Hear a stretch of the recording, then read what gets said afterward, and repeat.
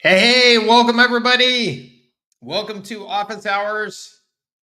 If you can see me and hear me okay, please let me know. I would appreciate it. Welcome. We will get this show on the road here in just a moment.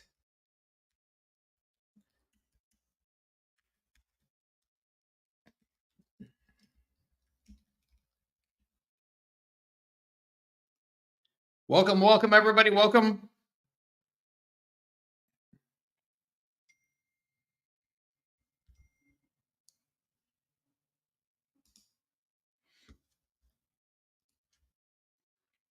Awesome. All right.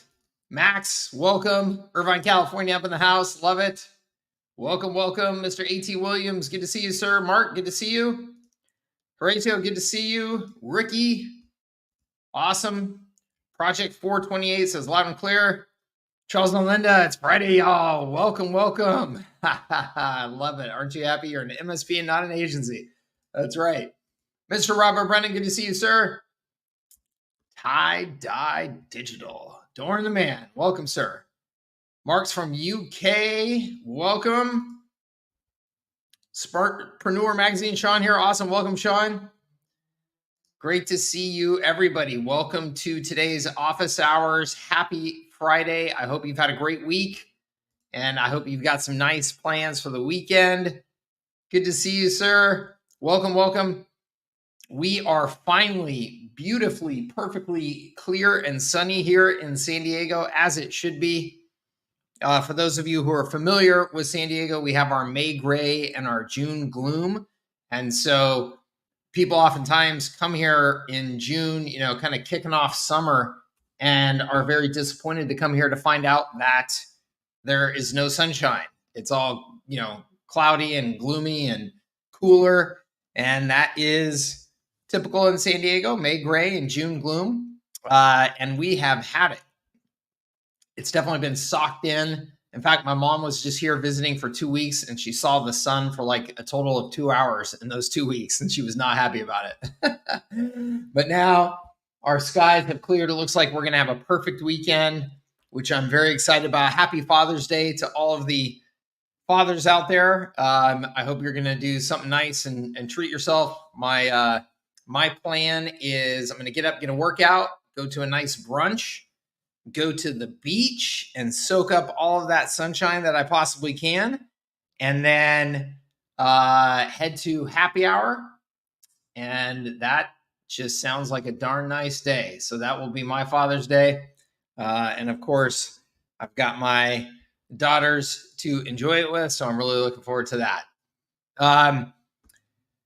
One thing here to kick things off. Well, actually, a couple things. So one, just instructions. Most of you, I think, here are familiar with Office Hours already, but Office Hours, I have no agenda other than to try and help out. So please, any questions that you have, you can type them into the comments, and I'll just kind of take them as they come here.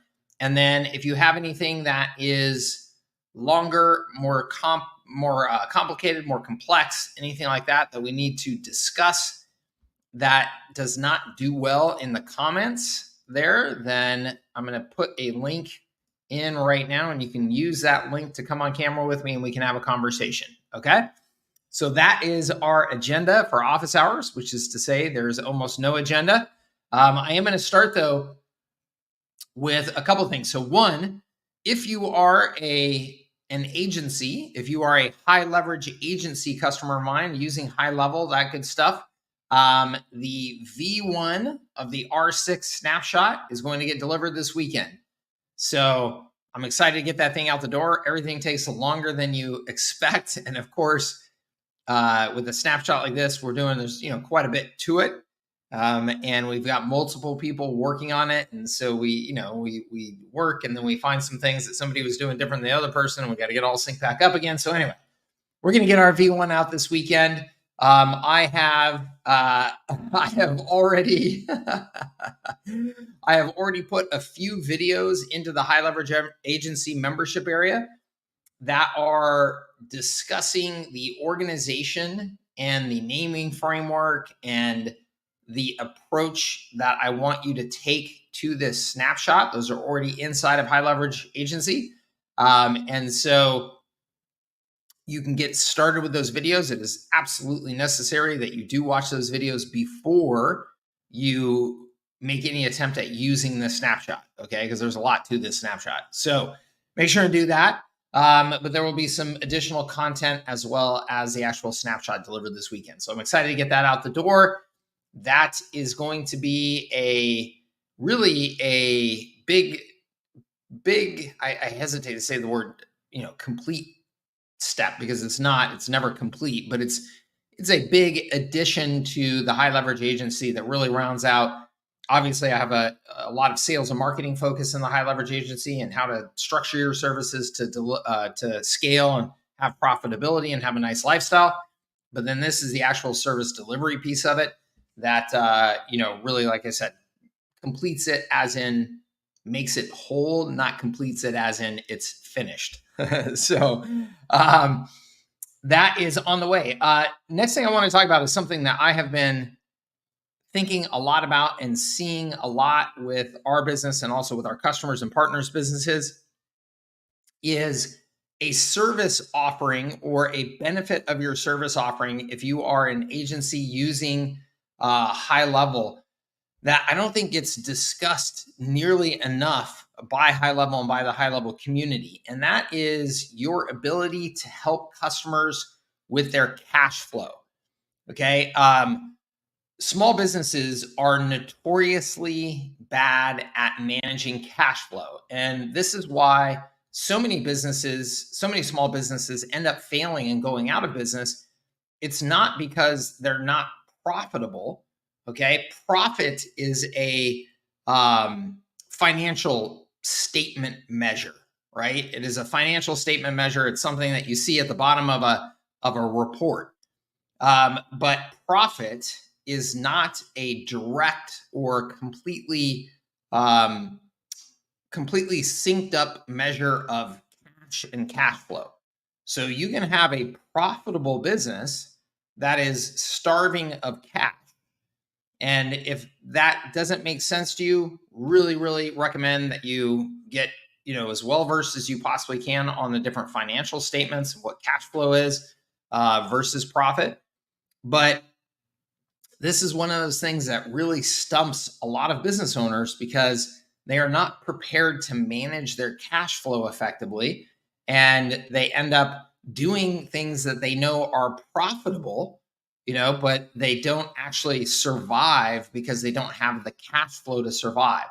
So cash flow is critical. And in fact, you can have an unprofitable business for quite some period of time, actually. And as long as you are really good at managing your cash flow, you can still stay in business.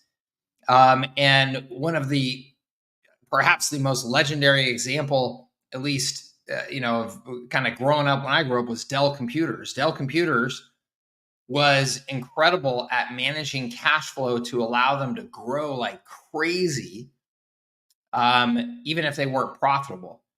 And Amazon did that through, of course, fundraising from the public markets and stuff as well. They operated unprofitably, and a lot of companies do this now. But like Dell at the time, this was a major, major revolution in the computer industry because they collected cash for their computers because they were a direct response marketing company. They collected the payment for their computers before they actually ordered the parts to make the computers and assemble the computers. So they actually had this incredibly positive cash flow situation, even if they weren't profitable, and it allowed them to grow like crazy. I was just looking at some statistics. The average small business, I believe their cash collection period, the average cash collection period of a small business was 47 days in 2020. 47 days in 2020. So that means that it takes them 47 days to collect their cash after they have, sent out whatever request for payment to a customer.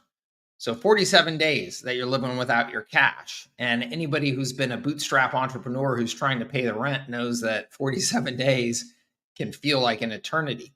So one of the incredible opportunities in HighLevel is to just simply help your customers collect cash more quickly. They can collect their cash more quickly. It can be a night and day difference in their ability to grow. And this applies to you, of course, as well. And the ways that we can do that in HighLevel now are varied and they're very powerful. So we can set up products that somebody can land on a page and buy, e-commerce style. So you could, even if it's a business selling services, like we're selling services, well, you can put those service up as a productized service up on a website and sell it via an e-commerce transaction. So just the fact that somebody can go in there and punch in their credit card rather than you having to invoice and wait for payment is a huge impact on cash flow. You can do these payment links inside of HighLevel, which are awesome. Man, I've started to use the heck out of those things. They are so good, and they're just so easy to get out the door. So payment links you can just set up for any product service that you want, and you just have a quick little link, send it out the door. It automatically creates a nice little checkout page, nice little optimized checkout page. It works beautifully on mobile phones. So you don't have to design a checkout page. You don't have to do anything like that. You just set up this payment link and send it out the door. Like I said, formatted perfectly, optimized to get somebody to actually complete the transaction. You can decide how much information you want to collect on that in terms of phone number or not, address or not. You can apply coupons on it still. So, very, very capable little payment links. So those are things that I'm just shooting out the door all the time now. And then there's the invoicing capability of HighLevel, which the invoicing capability is really nice, really automated. And you can, create follow-up sequences on your invoices and things like that. So that once an invoice goes out the door, you're constantly chasing for that payment until payment is collected. These are all things that, by and large, small businesses are terrible at. Small businesses are terrible at ensuring that they have the systems and processes in to collect payment quickly. And of course, I forgot to even mention that you've got tap to pay on your phone through HighLevel. So if it's any sort of business that's out and about physically, going to locations, going to customers' houses, things like that, they don't have to wait. They don't have to open up a computer. They don't have to do any of that stuff. They can just pull up HighLevel and do a tap to pay right there on their phones. So you're giving them all of these abilities to collect cash more quickly and to put in processes to collect cash more quickly. What most small businesses do, and you guys know this, if you hire any sort of contractor to work with them, most of them, what they'll do is they'll do a bunch of work for you. And then like 2 weeks later, they'll sit down and they'll do some scramble of, oh, geez, I got to get all the invoices out the door. I still have this contractor that I work with in San Diego here. She literally creates like an invoice, like in a Word document. Like it's every invoice she sends is this manual thing. She types up an invoice and sends it out the door. I mean, it's brutal. So that is killing their ability to survive and thrive as a business, because even if what they're doing is profitable, they're not getting cash for it for 30 days, 45 days, 60 days, sometimes even longer. Sometimes these businesses have no clue how much cash is even outstanding, how long it's been outstanding. They don't have an aging process to their receivables. This is all stuff that you can help with on HighLevel, and it can really change the fortune of a business that is struggling to make ends meet. So if you're not real familiar with all of the payment capabilities in HighLevel, I highly recommend that you dig into those, and highly recommend that you are stressing those capabilities with your customers as a benefit when you are setting up the platform for them or selling the platform to them, okay? Or selling your services around the platform. All right. That being said, let's go ahead and jump into questions here. Let's see here. EMS SEO says, how do we overcome objections when creating a new phone number for a business to use Go HighLevel features when it has a long phone number associated with it? I'm only laughing kind of and smiling at this EMS SEO because this is quite possibly the most frequently asked question about HighLevel for years now, which is pretty stunning because this should not be that difficult for anybody, right? I mean, we're talking about setting up a phone number for them, but it has become this mental bottleneck and the sales bottleneck for a lot of people.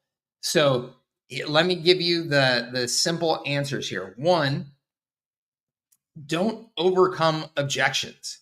Like if this is something that this business is really hung up on, then don't indicate in any way, don't suggest in any way that you are going to replace their existing phone number that they're in love with, right? They've got this nostalgia for this phone number that they're in love with.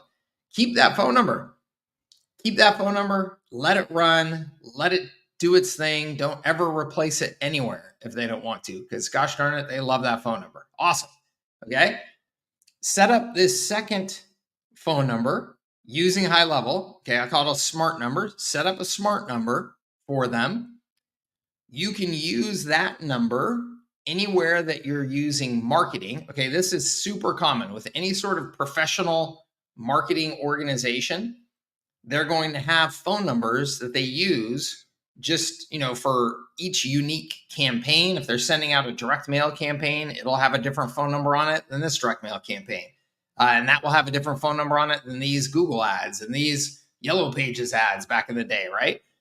So they're doing that so that they can have effective tracking to make sure that they understand where they're getting ROI from in their various advertising. So that's super common. So you can just set up the smart number and use it for areas that you're going to be doing marketing that you want to be able to track. Okay. So that's just never even suggest that you're going to replace that number. That number is going to stay that number. It's going to work. It's going to be perfect. They're happy with their number. Awesome. You can forward that number to this smart number so that you're, kind of consolidating some of this flow of communication, and you're getting some of the benefits that you would get then from this new smartphone number, even though it's just applied to that old number. You could do that. You could, although I don't recommend it, you could port their existing number over time so that it now is a smart number itself. So it becomes a more fully functioning number, allowing you to do all this tracking and stuff like that. You could do that. Again, I don't recommend it because it's a pain in the neck. And the value of it really is not worth it. So those are all the things that you can do. Now, if you are using that number for your marketing activities and you're using it and they're seeing the reporting that comes from that number, they're seeing the capabilities that come from that number, at some point or another, just about any logical person would go, wow, we should try and have all of our calls going through these smart numbers if we could, because look at all of the benefits that we're getting from this versus a regular phone number, right? So that may eventually happen. Until that day comes, just don't even worry about it. You don't need to do any replacement of that number. And there are lots of cases where you can use that number where the, yeah, absolutely.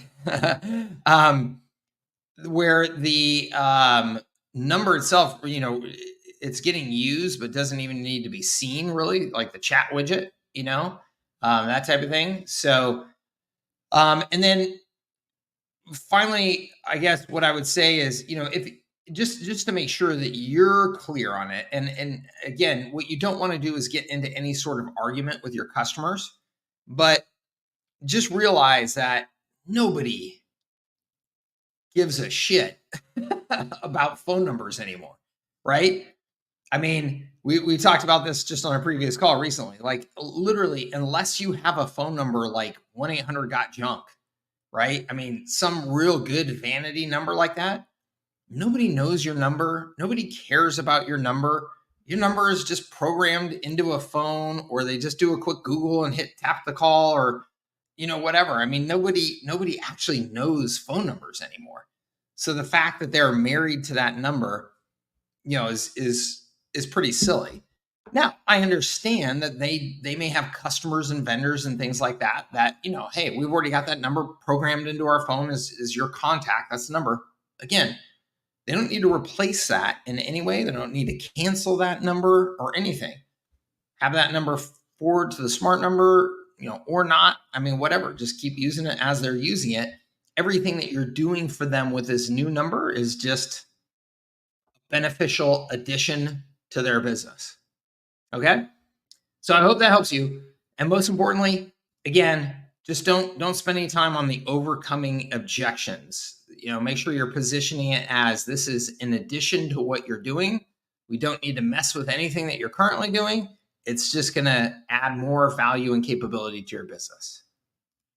Yes, absolutely.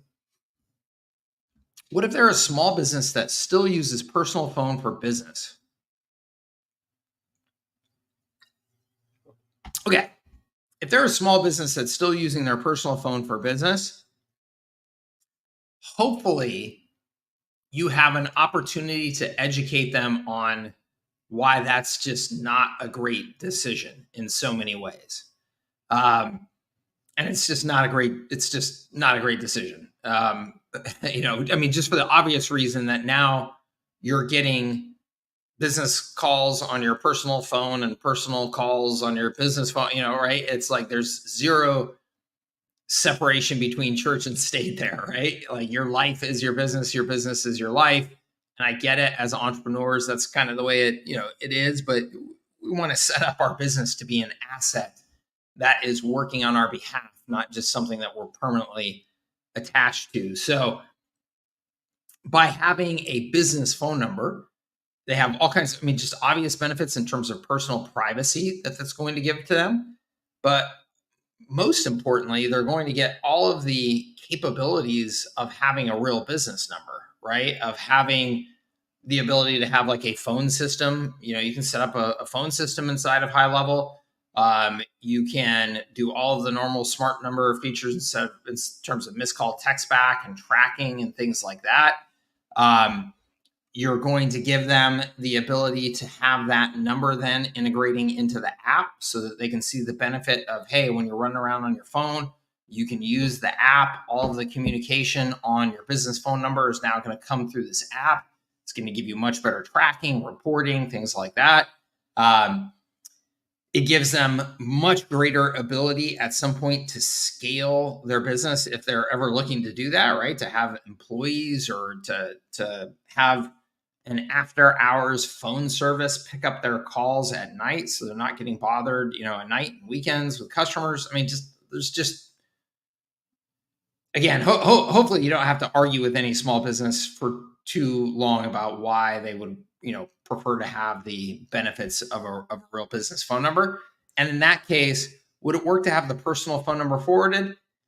It would, but that's not what I would do. I would have them send a message out to all of their customers and say, hey, everybody, we've now got a new phone number that, we want you to use going forward, and just make that announcement to their customers. They're going to have a percentage of customers that ignore that and still continue calling the personal number, and they'll just kind of continue to migrate those people over time to the business number. But that's what I would recommend that they do. Because unless they want to get a brand new personal number, which they might, having their personal number forwarded to their business number now is going to cause some additional headaches in their life that they don't want either. So I would definitely just recommend that they just announce, hey, we're officially a real business now with a phone number, and please use this phone number going forward. So and I think all of this, both of these conversations go to a couple of really, really central points and themes that we repeat here very, very often, which is one, make sure that you're doing educational marketing so that you're not just trying to answer these questions on the fly all the time, right? Developing your response to why would I want a phone number, right? Why would I want one of these smartphone numbers? developing a response to that, recording a video, answering that, transcribing that into a nice template email and a nice template document and things like that that you can send out, translating that into a blog post that you then have on your site, the benefits of having a smartphone number for your small business, making that a LinkedIn post, doing all of that good educational marketing on topics like this is incredibly important, because now you're getting people pre-sold before you ever even have these conversations. So you're not having to fight them, right? They're actually educating themselves through your content, and they're going, oh yeah, Mike, hey, I need one of these smart numbers. I was reading your article about that. It makes a ton of sense. It would get rid of a lot of our headaches, right? So doing that educational content across your business in all areas, of course, is incredibly important. But starting with these most frequently asked questions that you get is a great way to get started with your content, okay? The other thing that this brings up, and I'm not saying this is the case in these instances, but it is something to be aware of, is the value of doing thoughtful customer qualification, okay? Some small businesses want to hang on to their phone number because they're dinosaurs, right? Like they Mike, a good phone number is the most important thing in the yellow pages, and I'm not giving that thing up for the life of me. And you can't convince me with any of your newfangled tech, right? I mean, there's still businesses out there like that.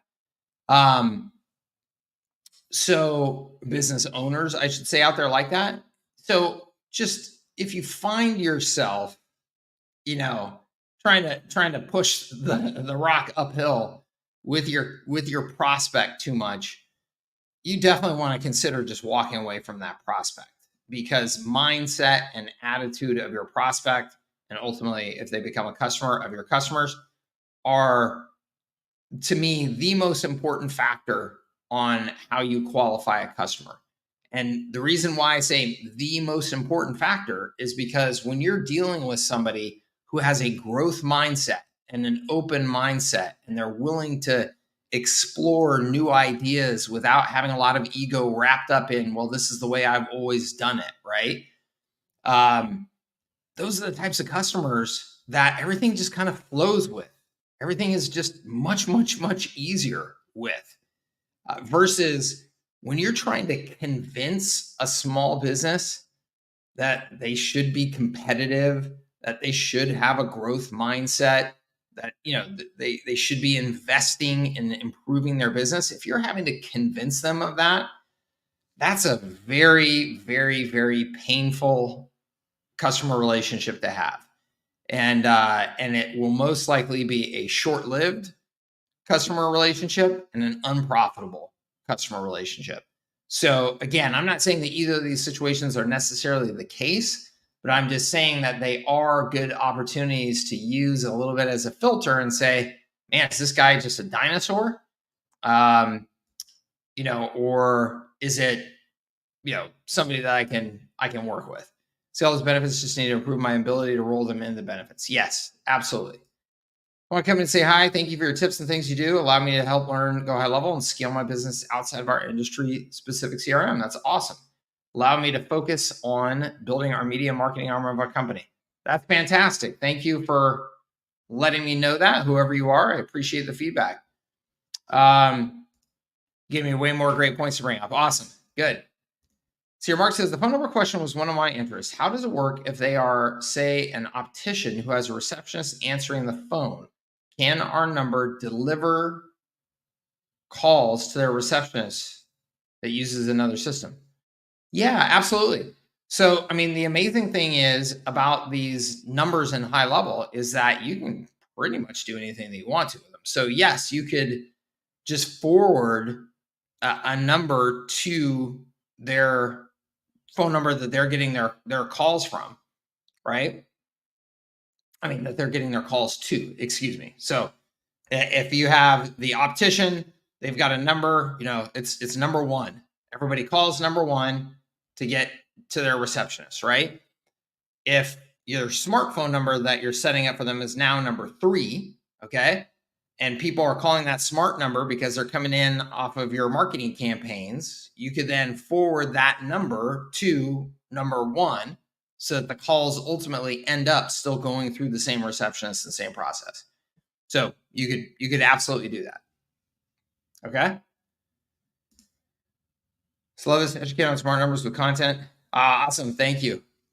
I asked in circle and I figured I'd ask here too. We hit another Facebook wall yesterday due to 25 Facebook business manager customers. What is the best way to navigate this?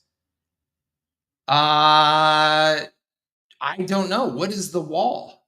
Yesterday to 25 business manager customers. Is that they are not letting you add a 26th and a 27th? Is that what you're saying, Charles and Linda?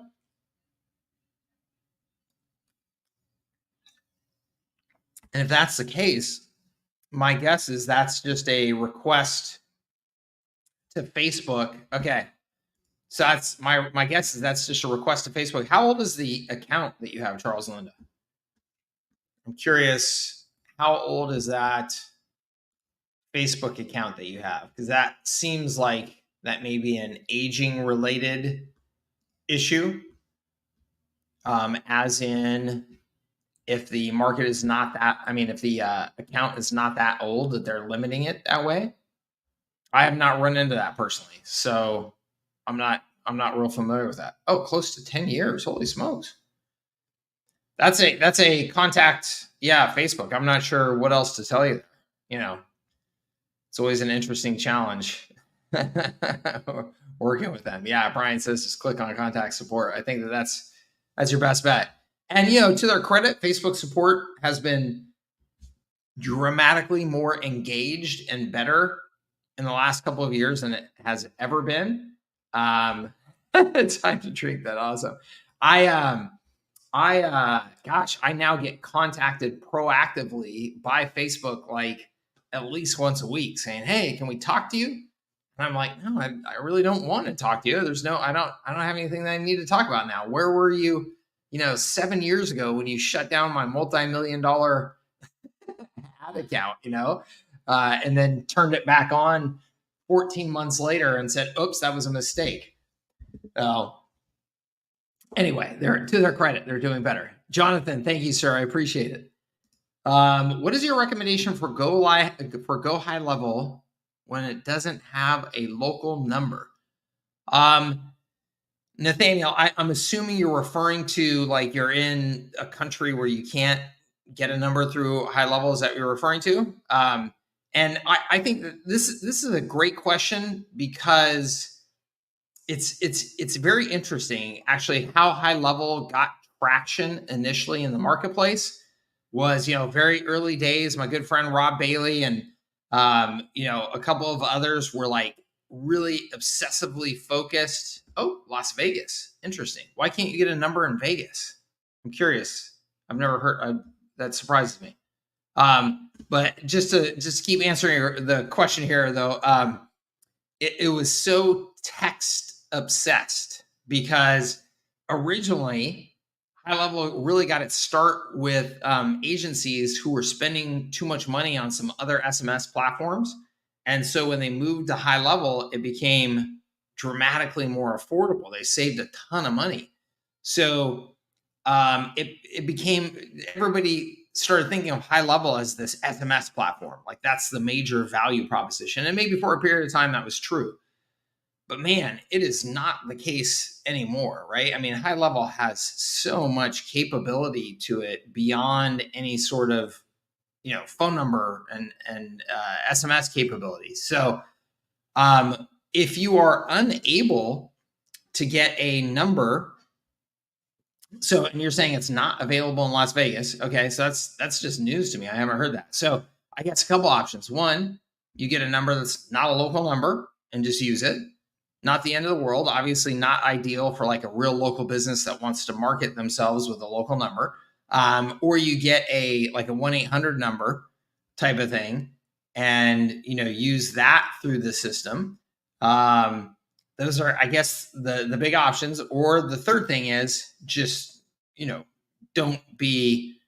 just focus on all of the other capabilities of high level that are not necessarily phone focused, right? And phone number focused, because there's just so many stinking things that you can do with HighLevel now. So that's weird though. And I'm assuming, Nathaniel, that you have contacted HighLevel about this, and it's like there's something that Las Vegas just doesn't make numbers available on Twilio and stuff like that. I guess I don't know. It's just it's just an unusual situation to me. Yeah, I mean, when you say you don't recommend the other SMS text phone numbers, again, I may just not be understanding this issue. Like if you're saying that you can get a number from Twilio? If you can get a number from Twilio, you should be able to get it from HighLevel. I mean, HighLevel's system is just running on Twilio as a background. I go to find the number via 702 area code. There's just nothing there. Huh. I feel like this is a bug. I feel like there's something going on here that doesn't make sense. And I'm just going to check on something real quick. I'm just going to go and try and add a phone number on one of my accounts real quick and see if I can add a 702. Is that what it is? 702 number. Just make sure I got that right real quick. Sorry, just flipping right back over here. 702 number. Let me just see. So I'm just super curious. Search number 702. First part of the number and apply.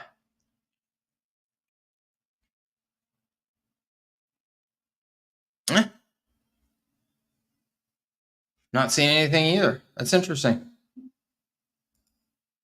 Yeah, I would. I mean, I would make sure and check with HighLevel on that first, and then if you can get a number on Twilio, then you can use that.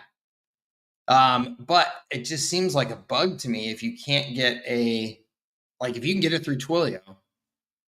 Doesn't make any sense to me that you wouldn't be able to get it through HighLevel. And so you thought you were going crazy. Yeah. No, I don't think you're going crazy. I would just check with HighLevel and just make sure that they are aware of it. And see what you can figure out there. But if that doesn't work and you can get a number from Twilio, then you can just use that number instead. That's an odd one. Is there any automation to add a new account's credit card to the SaaS rebilling? Or does it need to be collected after the account is established? So Robert, just to make sure I understand, when you set up your SaaS packages, you could just have a checkout page. And so when somebody checks out, they're going to put their credit card in there. And when they do that, the SaaS system is going to rebill that credit card monthly automatically. If a credit card were to expire or no longer work, the system would pop up a message in the account saying, we weren't able to charge that card. You want to stick a new card in. So I think those are the scenarios that you're referring to, and that's how it would happen. I've been on that list before. I know that list. That's painful. Although this has never been a problem for me so far, but I've heard of telephones taking weeks to get approved for SMS. Do you know what would cause the issue? Yes, Mike, that is true. It can take weeks to get approved. The issue is just increased regulatory pressure around numbers and around text messaging in particular that has caused all of this stuff to just get jammed up. And my expectation is that at some point or another here, it'll get a little more efficient. But yes, it can take weeks. Yep. You get a number directly from Twilio and not transfer it necessarily, but you will use it. Yeah, you will use it in the system. May just not be available 702 numbers right now. In Atlanta, we have a few area codes and sometimes they run out. Gotcha, Darren. Thank you. Thank you for the insight. And Wayne says 725 is also Las Vegas. Maybe try that. That's an interesting. Let me go check over here real quick and give that a shot.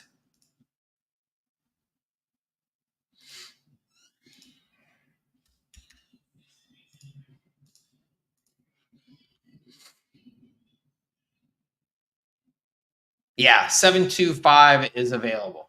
So thank you, Wayne, for pointing that out. 725 area code is available. Mark says, I have a couple of marketing CRM agency contacts that have a client base that go HighLevel work really well for. I want to provide a managed service. Is it best to handle through my main 497 account? Yeah, Mark. I mean, this is an interesting one. The reason why it's an interesting one is that you could very easily, I think, run into a situation where those other marketing / CRM agency contacts that you have there don't want to directly kind of give up the customer relationship to you. And so they may want control of the system and have it all under their system and their brand. And even if you're offering the managed service, they want to be the entire front end of it. Versus more like an affiliate relationship where they're just kind of referring you customers and getting some money from it. So if they're just referring you customers and getting some money from it, then yes, just managing that through your 497 account, and you just have those businesses tagged as the affiliate that referred the customer, and they get their affiliate fee. That's the ideal way. If they are stuck on, hey, we want to have our own brand, we want the system all branded as us, we want everything to appear as if it's coming from us, that type of thing, then you would need to set them up with essentially their own agency level of HighLevel, and then they could just add you as an admin in there so that you can still just be in there and operating it, as you need to. That's not ideal for a number of different reasons, but that may be the situation that you run into with them. And for what it's worth, I have found that that second scenario where you're going to have to set up everything under their brand and all that type of stuff, I have found that is almost never worth it. That if you can just get an affiliate relationship and pay them their money and all that, then great. But if this is them trying to act like this is a new strategic opportunity for them without actually putting the focus and resources behind making it an actual strategic resource or a strategic opportunity for them, essentially a new line of business for them, then it's probably just not worth the effort. Like they're not going to sell that many accounts. It's just going to be kind of it just kind of fizzles. I've tried these relationships in so many ways and so many different times, and it's like at some point or another, it just kind of gave up on making them work because they're just almost always just a total pain in the neck.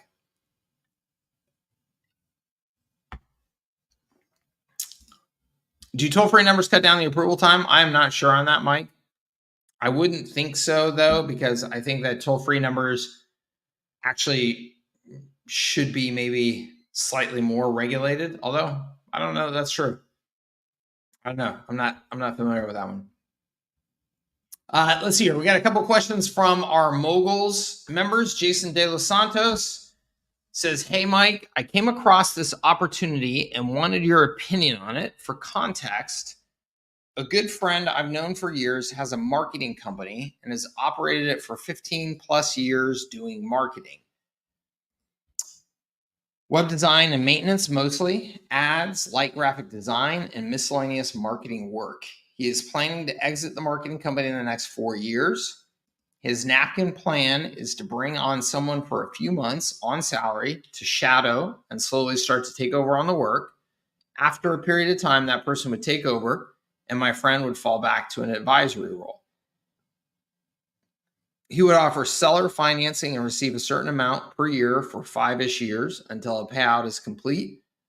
He has a wide network of referrals that send him work, and he no longer does outbound sales. This is just an initial conversation. No financials have been shared and have only been discussed lightly, so it's an early conversation. Questions. What are your general thoughts on this? What are the typical mistakes you see with this arrangement? What would you suggest as a best possible deal structure for both parties? And what else should I consider? Awesome, Jason. These are great questions. This is a great kind of case study. Okay, so just to summarize real quick, sounds like Jason knows somebody that's got an established business. It's a successful business, and he wants to sell it and get out of it here over the next handful of years. And he's willing to take seller financing, to do seller financing, I should say, and take payments over time.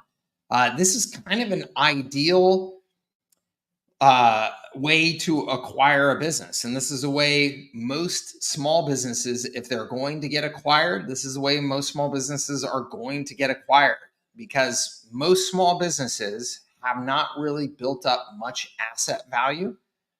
So as an example, in this gentleman's case, you know how I feel about agencies, right? And it sounds like this person has an agency. They don't have a systems provider. They're not getting just good, solid recurring revenue. They're still doing creative work, time-based work, creative-based work.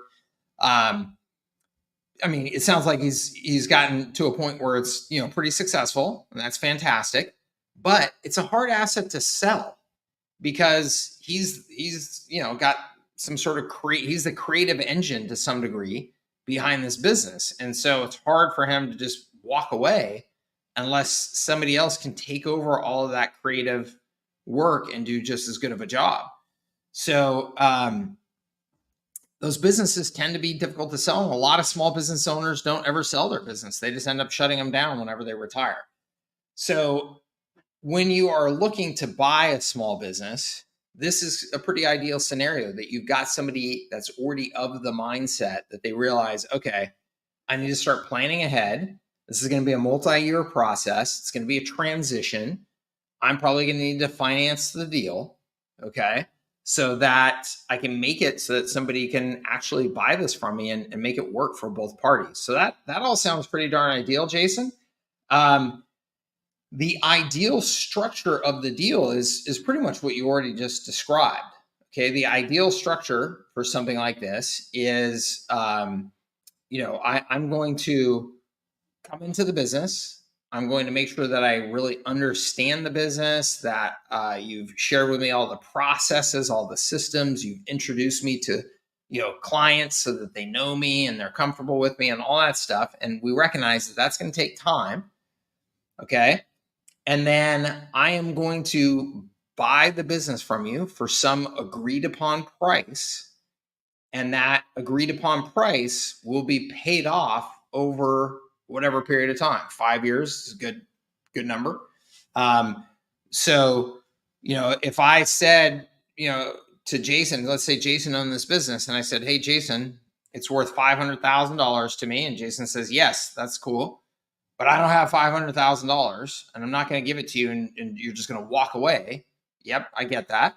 What I will do is I will pay you $120,000 over the next 5 years. So now, instead of getting $500,000, you're getting $600,000, but you're getting it over 5 years. So you're getting interest on your money because you're essentially financing the sale of the business to me. And over the next 5 years, I'm going to pay you $120,000. And that will hopefully be generated from the profits of the business, so that you're not having to come cash out of pocket to buy this business.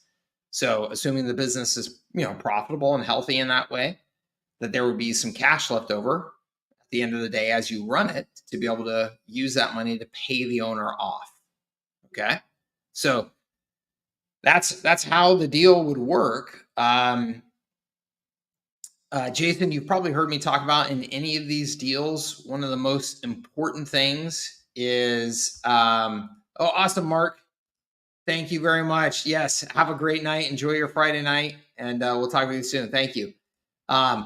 So, in any deal like this, it's very important that you have an exit built in if the deal goes bad.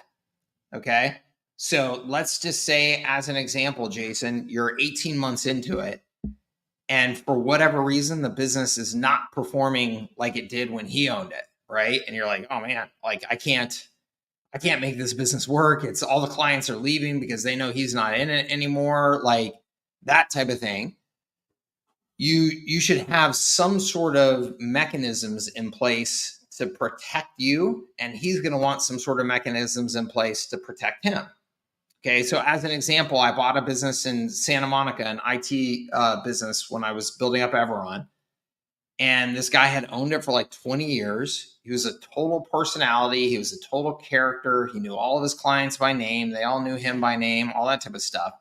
So when I bought it from him, I said, look, I said, there's a real high chance that when they know that you're sold this business and you're getting out, these people are all like friends of yours. They're all probably just going to be like, hey, if he's not in it, I'm out.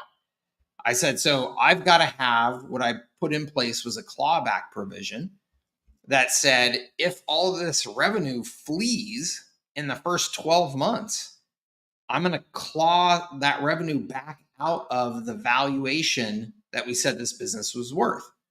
So let's say I bought the business from him for $1 million, and let's say it was doing $1 million in sales. But in that first 12 months, we had 300,000 of revenue go, I'm out of here because he's out of here because they were buddies of his. Then I'm going to claw that valuation back down based on the fact that that revenue left. And I'm going to claw back then how much I owe him based on our buyout agreement, right? So some of that's going to come out of his skin. Now, after a year or whatever time period you agree on, anything that happens after that, that's my fault. If I can't establish those relationships with those customers within a year and prove to them, hey, you guys can stick with us, then that's my fault. So he doesn't take on any of that risk after a year. So those are some scenarios that you could, consider in structuring a deal like this to make sure that, it's a solid deal for both parties. Okay. What are the typical mistakes you see with this arrangement? Jason, that's a great question. The typical mistakes are not realizing how much of that business could just be attached to him personally. Mistakes are, because of that, him not realizing that he needs to stay involved with the business for a good period of time to make sure it transitions. It sounds like he's pretty mature about this, based on what you put in there. So, but some business owners are like, I'm selling the business, I'm going to the beach, like they've got a whole vision for their next phase of their life. And they're just like, I just want my money and I'm out. Right. And so that could put a lot of the business at risk if he took that approach. And then, man, the biggest mistake or risk in buying any small business is that they really have just sloppy accounting, and you really don't have any idea how much money that business is making or how healthy it is. Because as an example, that business I bought in Santa Monica, he was very typical of a lot of small business owners, which he was kind of running it as shady as he possibly could to put as much money in his pocket without getting, taken down by the IRS. I mean, every corner he could cut on what he was reporting and tracking accurately and, accounting. And I mean, all that stuff he was doing. Right.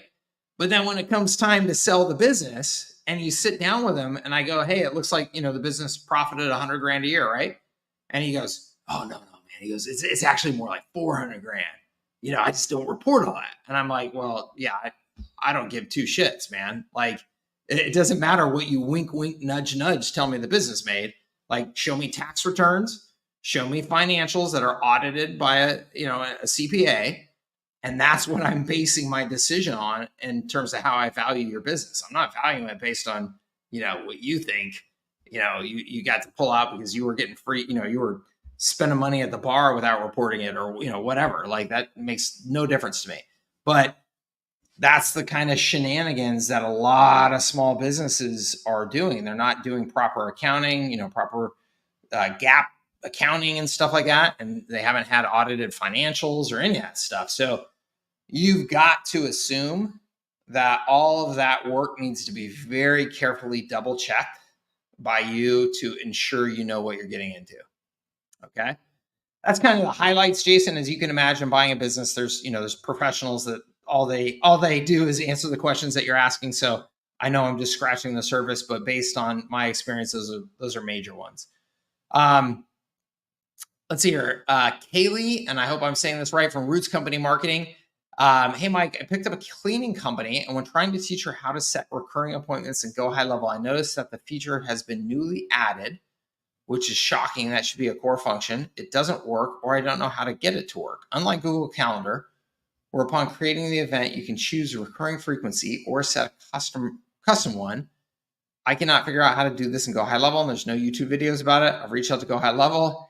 Okay, Kaylee, I don't think that you're on the call. What I'm going to do is dig into this and record a video for you, and I will respond to you in moguls on that. And the honest answer is I'm not entirely sure because I don't use it for recurring appointments, so I have not had to figure that out myself. So I will dig in there and see what I can figure out, and I will get you a video inside of moguls. Okay. A.T. Williams, you want to jump on camera? How are you, sir? Doing well. How about yourself? I'm great. Thank you. Thank you for joining us. Yeah, no problem. I appreciate you doing this for us. Of course. How can I help you? So my question is, what are your thoughts around industry exclusivity in a geographic area? So, like in my area, only having one lawyer, one landscaper, one chiropractor, or something like that. Do you suggest doing that, or you just say whoever wants to be your customer can be your customer? I think so. It's a real good question. I've done it both ways, and it really depends to me on the value proposition that you're selling and how much, because of that value proposition, you're going to be able to monetize that exclusivity. So what I mean by that is, let's say I have the best ad campaigns. I've figured out this perfect set of ad campaigns and funnels to generate really good leads for lawyers. Okay. That's very valuable. The exclusivity of that is very valuable.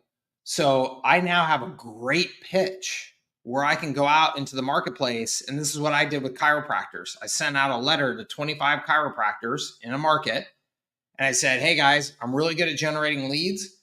I'm only going to do it for one chiropractor. I'm just going to make sure all of them come to one chiropractor. So whoever signs up is going to have an incredible new patient generation engine working for them, sucking patients out of the market for all the other chiropractors. So that's a great pitch, right? It's a great Yeah. pitch. So now I can get a real nice premium because of that exclusivity. Because if you're going to give up selling to anybody else in that market, in that niche, you want to make sure you're getting paid for it. You need to get a premium. Otherwise, why do it? So if you have something that's like that, then that's a great pitch, and you can find somebody who is willing to pay you a premium for that exclusivity. If you do not have a pitch though like that, if it's just, hey, I'm gonna put in the systems for you and help you make sure you have good systems for your marketing and stuff, I would not do that on an exclusive basis, because I don't think that you're going to be able to you're not going to be able to extract a premium from the marketplace for that pitch. Okay. You know what I mean? Yep, that makes sense. Just a kind of follow-up question. When you're selling your signature system, what are some of the common objections that you see, and how do you respond to them? Oh gosh, I mean, common objections. I'd say, most common objections are, we already have X, Y, and Z. We already have a marketing software or a marketing person or a whatever that is, doing things for us. That's like probably most common. Other most common is, those things don't apply to our industry. We don't need them in our industry. We don't need them in our business. That type of thing. Those are the biggest ones. And other than the brush off ones, which are like, we don't have time for this. That type of thing. But honestly, AT, like, I don't do anything outbound anymore. I only do inbound. So, Mm, you know what I mean? Like, if yeah. people are finding me from my content, they're finding me from my ads, they're finding me from my activity, and they're coming to me and saying, "Hey, Mike, I've watched these videos, or I read these articles, or I heard you say these things over and over again, and I get it, and now I want that." So that alone is the single biggest best way to eliminate objections. because they've decided they're coming to you to solve a problem versus you coming to them and trying to pitch them on you should be solving problems that you have that you may not even know you have, right? Yeah. Yep. So that's the biggest thing. So I don't deal with a lot of objections, and honestly, it's kind of funny because it's it turns the tables so much that usually if I'm getting any sort of objection to my sales pitch, I just immediately go, hey, you know what, this is probably not the right fit for you, and I get it, and that's it. And they either go, no, no, no, wait a minute, wait, or they go away, and it probably wasn't the right fit, and I just don't waste my time with it. So Yeah. Okay. That makes sense. I like that. Going back to what you said initially about the phone numbers, you mentioned you want to get customers who have that growth mindset. How do you, when you're qualifying a customer, how do you qualify for to ensure that they have like a growth mindset? yeah, super, super important, and it's just a couple of very simple questions. So it would just be, yeah, At, tell me what do you currently do to market your business? I just want to hear your response to that. I just want to hear, yeah, oh man, we're trying all these different things. We've been testing this and testing that, or doing this or doing that, or I hustle and do all these things that I possibly can. Time stretch, but I'm putting in the work. I want to hear that type of stuff, right? Because you'll sit down with a lot of business owners and talk to them. It's like, oh, we don't do any marketing, or whatever. I had a ad in the yellow pages for a while, like that type of stuff.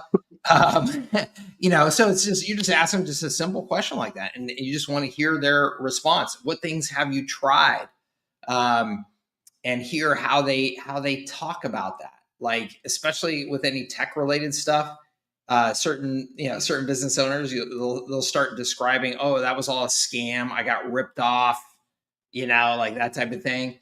And, unfortunately, there may be a lot of truth to it because there's a lot of people selling, oh, we'll rank you number one on Google and, overnight, and you'll be superheroes and make lots of money. And there was a lot of people selling that.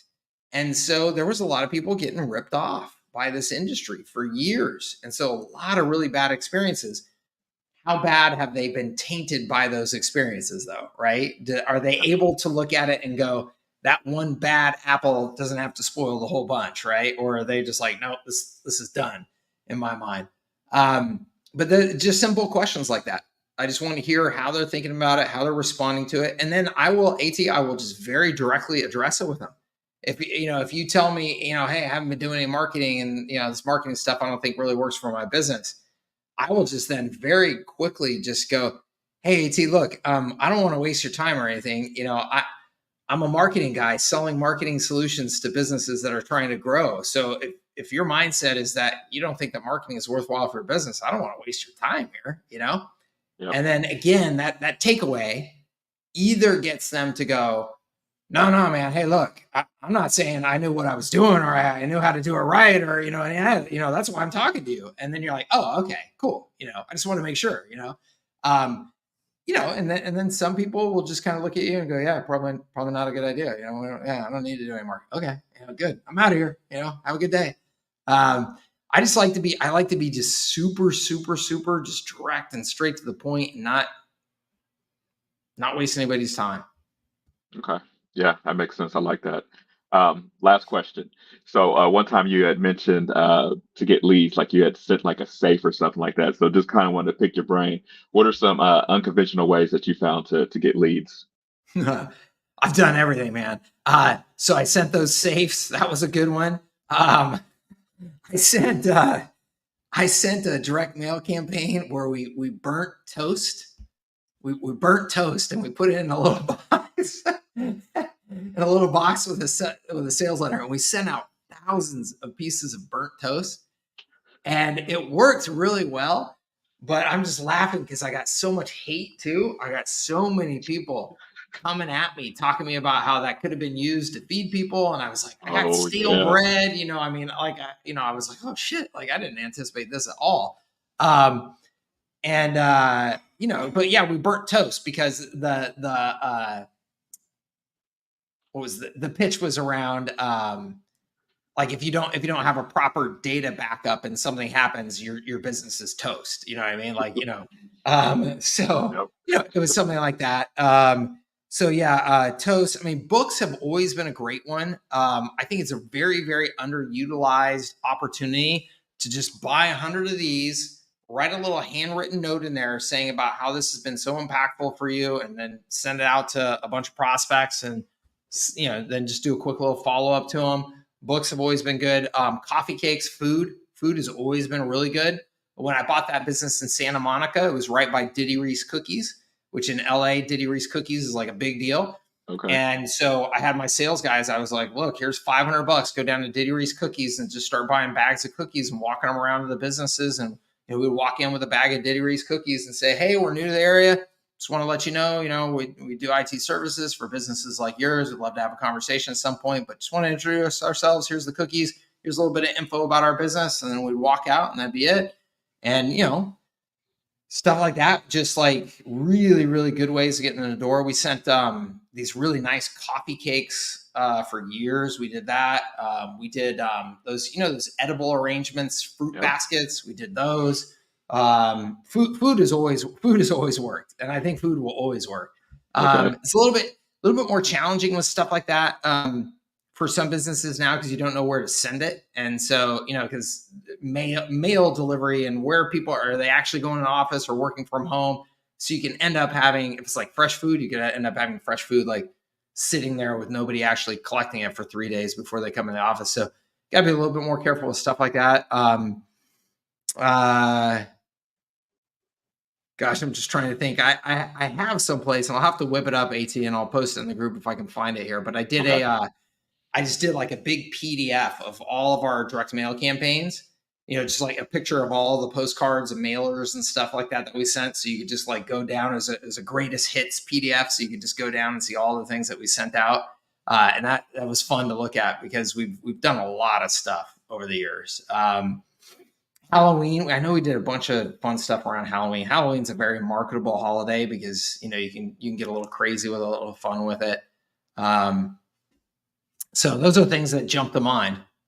Okay. Yeah. Great. Got the gears turning now. So. Yeah. And that's the thing is just get creative with it and have fun with it. Because that gets attention. Okay. Great. Well, I appreciate it. That's everything I had on my list for today. Awesome. Great to see you, AT. Thanks Hey, for it's coming great to see on. you.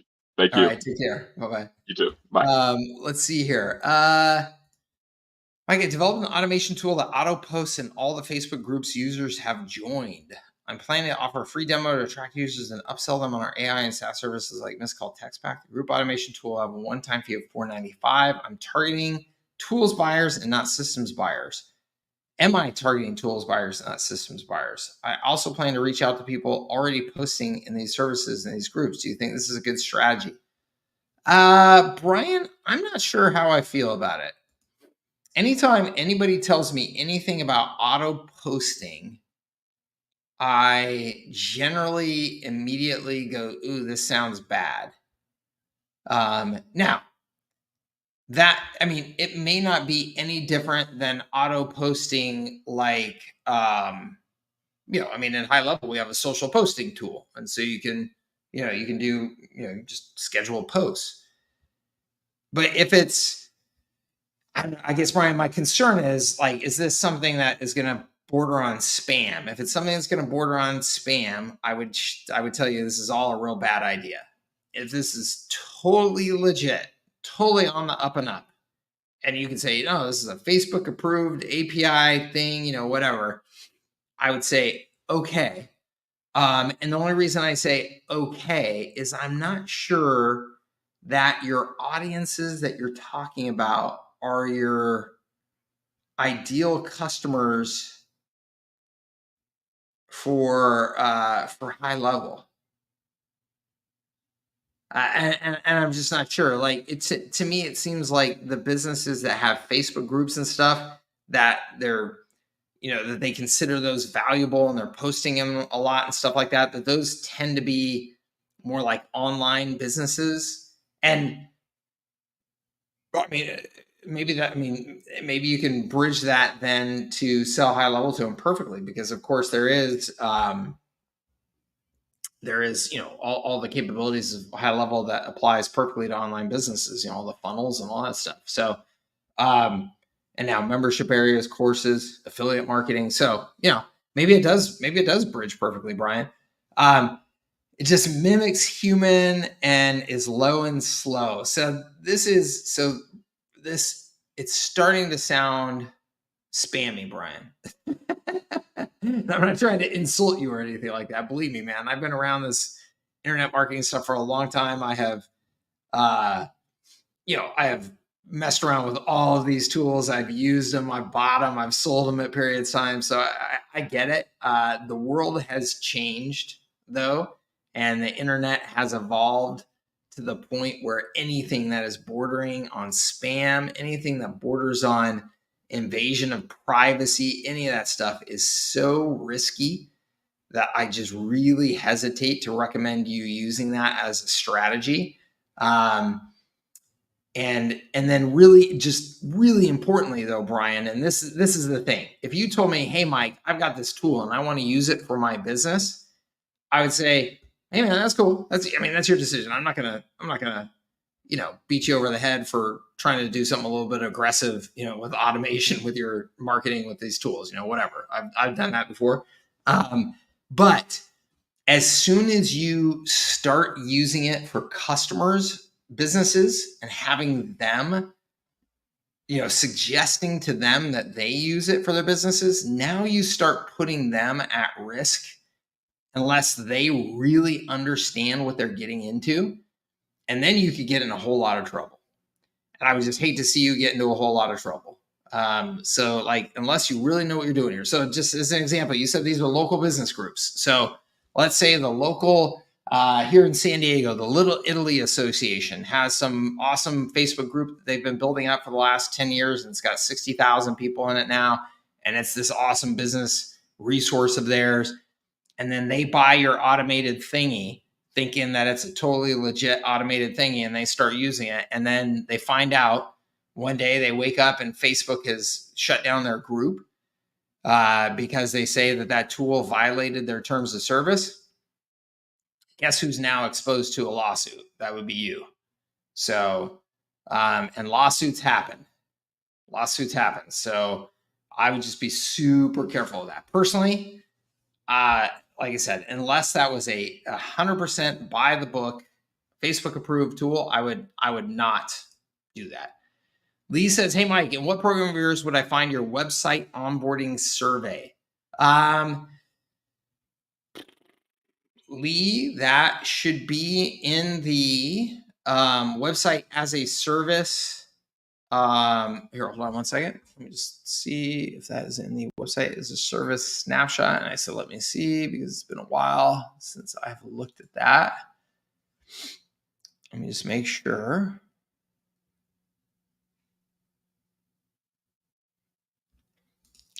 Because Lee, I'm not entirely sure that I put no, it's not in there. Okay. So I don't know. Lee, I'm going to have to take a note to see if I can follow up to see if that's in a program. And if it's not in a program, I'll just send you my copy of it. Okay. Because I'm just not sure where exactly we put that. Let me just add a little note to myself.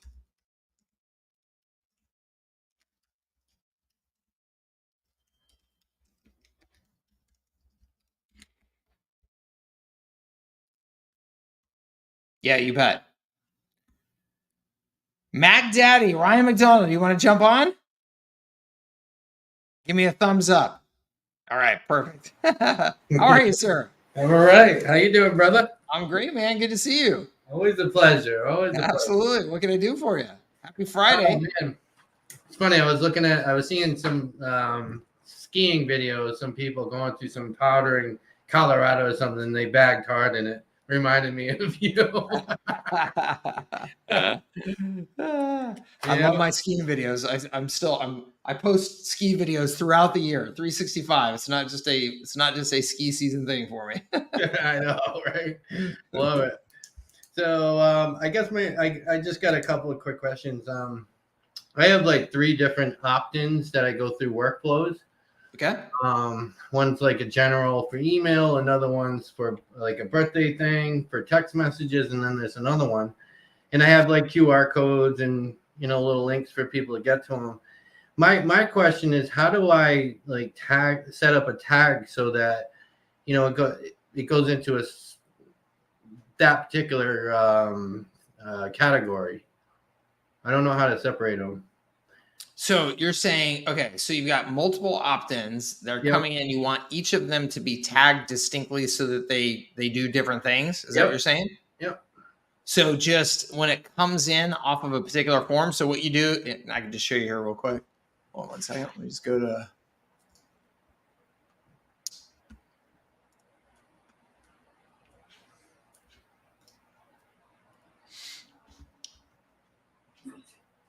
Just share my screen real quick here, Ryan.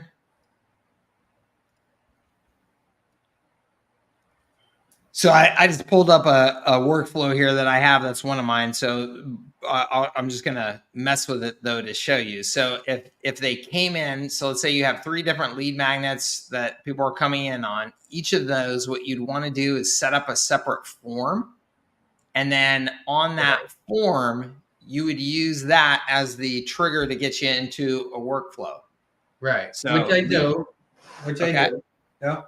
And then so they fill out that form, it comes here, and then you would just do tag, and you would just add a contact tag here based on the fact that they came in off of that lead magnet.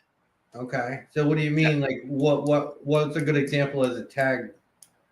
What's a good example? Like literally you could call it just like lead magnet 1 or something would be a tag. Or let's say it was like a topic. So you said, hey, everybody who comes in that's interested in reputation. Let's say a birthday program. Yeah, birthday program, exactly. So if you look at my tags, Ryan, I mean, you'll see here, I've got a bazillion tags because I have a whole tagging approach. Okay. Yeah. So, these mean something to me, but that's the way I do it. So you can just do something as simple as you want, but generally what you want to do is you want to think of tags and just naming structure in general and all of this stuff. Mm-hmm. You want it to be as organized and systematized as possible so that when you're going and searching for a tag, it's not just something random. You want it to have, a system. So like for a lead magnet, for me, I would start every lead magnet with LM. It would be LM : and then it would be the topic of that lead magnet, reputation, birthday, whatever. So that way, if I have 4 different lead magnets that are all on reputation, I don't really care to tag them to know that they got lead magnet 1 versus 2 versus 3 versus 4. I don't really care. I just know that they're interested in reputation services.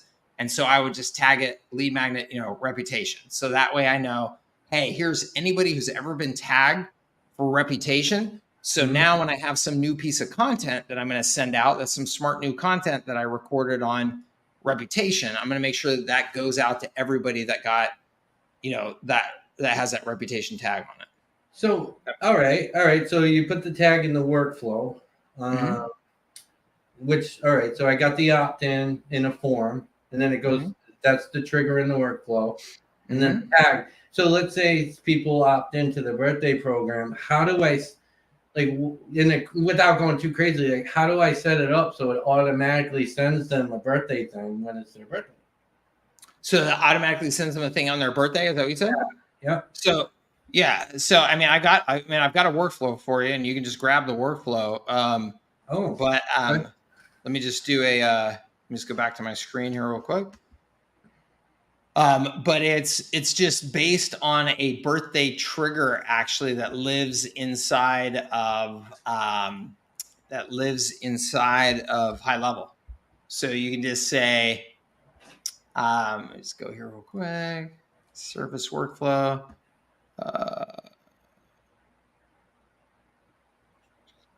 Existing customer birthday. Sorry, I'm just reading my own. No, that's fine. So do I have to have multiple workflows for it to complete it? Like the workflow to opt in and then a separate one to complete it? Yes. Okay. Yeah, you're gonna have multiple workflows. Yep. What am I looking at? Why am I'm trying to figure out why I'm not seeing the one that I'm looking for.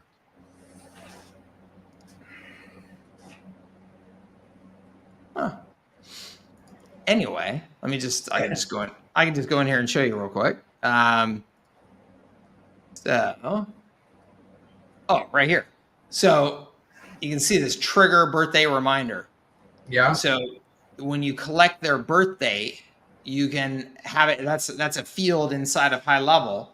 So then this trigger is based on that field. So you can say, like what I've done here, 14 days before their birthday.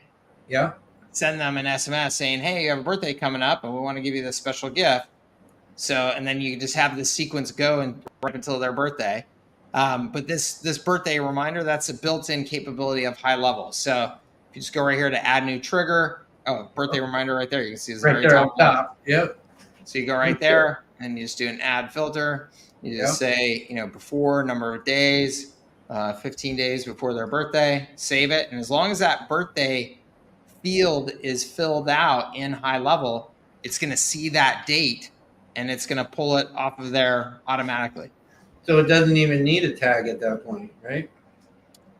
That does not need a tag. No, you're putting the tag on it more to mark that they were interested in that service from a sales perspective. All right. So so anybody whose birthday's in there will get this workflow. Correct. Okay. All right. That's simple enough. Cool. Thank you, sir. Yeah. My only other question is I'm dealing with retail, and we got employees that are just kicking dirt, aren't trying to like help promote this shit. So do you have any suggestions on how to, like, we're trying to, like, we're not trying to scare them like, hey, this is your job, which would probably be nice, but me and the manager, we did a $25 each to a gift card as an incentive, and we're still like getting a lot of resistance from the employees.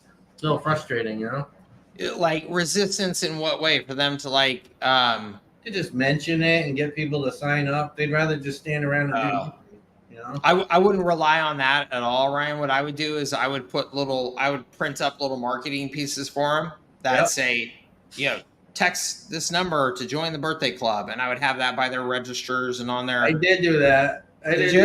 Yeah. And they're still like being, Yeah. I think that, unfortunately with employees like that, man, I wouldn't waste a second of my time dealing with that. Because, from a business owner's perspective, if you're a business owner and you can't get those employees to do their job, then you should get rid of them. That's what I think. And so if that business owner isn't willing to operate their business that way, then you can't be on the hook for trying to. Yeah, because they paid to have me do this because they wanted it, and now their employees aren't even cooperating. It's pretty ridiculous. Yeah, that's brutal. Yeah. Okay. All right. Fair enough. At least I did already do what you suggested, so that's good. Yeah, I would do that. I would do the printed materials and then, run ads, do social posts, things like that say, join our birthday club, whatever, get a free gift, for your birthday. So cool thing about Facebook ads is you can target people on their birthday. So you can just run the ads. Run the ad saying, hey, Johnny's Pizza would like to give you a free pizza for your birthday. Come on in. And then they just opt in that way. And now they're in the birthday club. Cool. I'd like to just add to your comment earlier about sending food. Yeah. Back in 2018, I had just met Billie Jean. And, and I made these banana berry things. It's a cross between banana bread and sugar encrusted blueberry muffins. Oh wow! And I handmade. They're huge, and I sent them a whole fucking box. And I was talking to Rhea and making sure they had butter. Yeah. And it was a big thing, dude. Like Dennis Yu was there at the time, which whatever. But and he even went online and went live and was talking about it. And it got me a lot of perks and I became friends with him because of that. And got me like into some of his programs where I normally wouldn't have. So yeah, that's awesome. Definitely second that. Yeah, absolutely. All right. That's awesome, man. It's good to hear from you. Always a pleasure. Thank you for your time, brother. Likewise, of course. All right, let's see here. I got a couple more questions and I got to run. Let's hear Marcia. How are you doing? Says, what suggestions would you have for marketing a combo of Go HighLevel, and the white label suite lead gen service without sounding spammy? Marcia, I mean, so the way that I have marketed the things like white label suite in the past is I've always just included the benefit of that in my services. So what I've done, so like with Kutenda, it was, sign up for our 297 plan or whatever, and we'll also make sure that you have access to 500 fresh new, contact. I mean, we call them leads at the time, but contacts in your system to be able to market to each month. Because in the IT services world, which we were servicing, those guys were terrible about doing any proactive outbound marketing. And so one of the roadblocks for that is they were like, well, we don't know who to market to. They hadn't built a list or anything like that. And so what we did is we just said, we'll take care of that for you. We'll make sure that you got 500 new prospects in your system every month so that you have these people to market to. And we'll make sure that they're good qualified prospects. We'll have all the data for you, all that type of stuff. And then so we would just buy that data and just put it in their account for them. And in fact, we were a massive subscriber to these services to buy that data. I think we had like a $30,000, I want to say it was like a $30,000 a month bill for a period of time for data like that we were just buying because we were buying so much of it. And then we would just give it to our customers as part of the service. So that's what I did. And then the perception of it is just, it's like this generous thing. It's like, oh wow, you're giving us that. Like that's something normally I would have to go out and pay separately for, and it would be a pain in the neck to get it. And so now when I see your services, it's almost like your services are free, because if I'm going to have to go out and buy that data anyway, now it comes as a real benefit to me. So that's the way that we did it. I don't know, Marcia, if that helps you or not. I would have to think about other angles to not sound spammy. I'm not sure. Robert says, for a foot in the door website offer, do you recommend charging for email and local number minutes for text marketing? Yes, absolutely, Robert. Yes. So what you want to do is yes, absolutely, Marcia. What you want to do is you want to do the $97 a month, Robert. And then the way I package this, you're getting the website plus you're getting our power hosting, or whatever you want to call it. Gussy that up, but it's hosting and it's, oops, I'm cutting in and out there. And it's our email, and social messaging, like all that stuff. And we're giving you sorry, my camera is cutting out. I don't know if you guys are seeing that too, but X dollars in credits each month. Use those credits then beyond that. Now they're paying for that additional email and SMS and stuff like that. So yes, absolutely, Robert. That is the answer.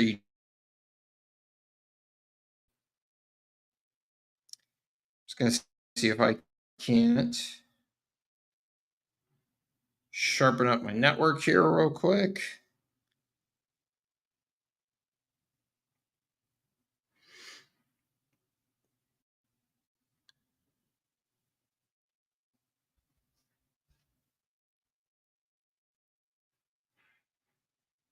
All right. Michael says, hey, Mike, for clarification, in the sales process, which is good, the questionnaire, then appointment schedule, or the other way around? It's a good question, Michael. And the answer is it really depends on your volume of inbound leads and your capacity to make sure that you can follow up properly with each of those leads. So in other words, if you have a ton of inbound and you don't want to waste your time or waste salespeople's time on really unqualified prospects, because you'll get a ton of unqualified ones, then put the questionnaire first, right? Because that's going to weed out some people. Okay. It's certainly going to weed out less serious people, and you won't have to waste your time with them. But it is going to weed people out. So if you are saying, hey, Mike, I'm just getting started and I want to talk to every damn prospect, right? Which I think is good, then put the questionnaire after the lead capture form. So that way you're not weeding people out unnecessarily. Okay. When you're just getting started, if you have time, I'm saying if you have time, because just because you're just getting started doesn't mean you have time. Some of you are still doing other things. If you have time, I think it's good to talk to every prospect.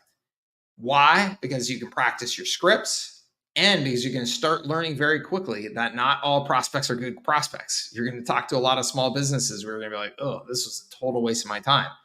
There's no better way to realize that you're wasting your time than to actually waste some time and experience it, because it's painful.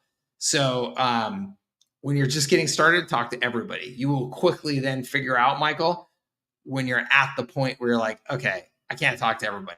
I need to only talk to these people. And you can start qualifying more aggressively like that. Okay. All right, everybody, I've got to run. Thank you so much for being here and being a part of office hours. And thank you for being a part of my community. Thank you for your business. I always appreciate it. I hope this call was valuable for you. And I hope that you have a fantastic weekend. And again, happy Father's Day to everybody out there who's going to be celebrating. I hope that you do something nice for yourself, take good care of yourself, or do something nice for the father in your life. And enjoy your weekend. I know I'm going to be. It's a beautiful sunshiny day out here in San Diego, so we're going to get out and enjoy it. Okay. Thank you so much, everybody. We'll see you on a future office hours call. Otherwise, see you in the community where I will answer questions throughout the week. So if you have anything that comes up before the call, we will see you there. Okay. Thanks again, everybody. Absolutely, AT. Yes, sir, Ryan. Thank you. Thank you, Alan. Awesome. Thank you so much. I appreciate it. Thank you. Thank you. All right. Awesome, everybody. Have a great weekend. We'll talk to you real soon. Bye-bye.